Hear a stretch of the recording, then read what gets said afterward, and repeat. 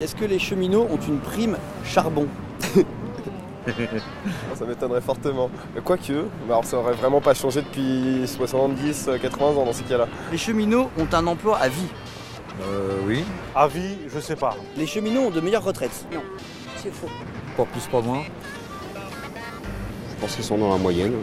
Alors, le statut des cheminots est trop avantageux. Info, intox. Ben, on va faire le test, hein.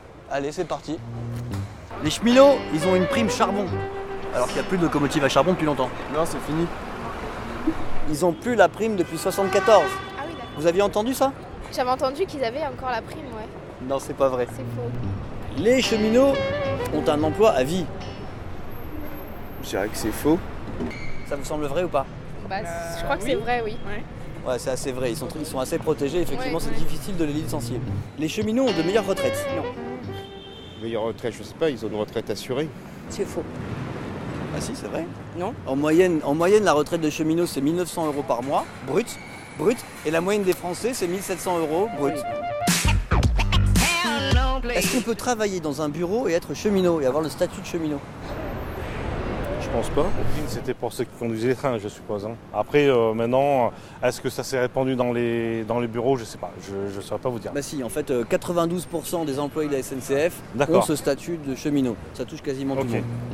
Les cheminots ont 10 ans d'espérance de vie en moins. C'est ce qu'un syndicaliste a affirmé sur France 2. 10 ans, non, ça me paraît quand même gros. On a vérifié et en fait les cheminots ont même une meilleure espérance de vie que la moyenne des Français. Hein, les cheminots ont une espérance de vie à peu près de 82 ans, la moyenne des Français c'est 80 ans. Donc là c'était une vraie intox. Les cheminots partent à la retraite plutôt que les autres. C'est faux. Vous diriez qu'ils partent à la retraite à quel âge? Ça dépend de leur corporation. Si c'est les roulants, c'est pas les roulants.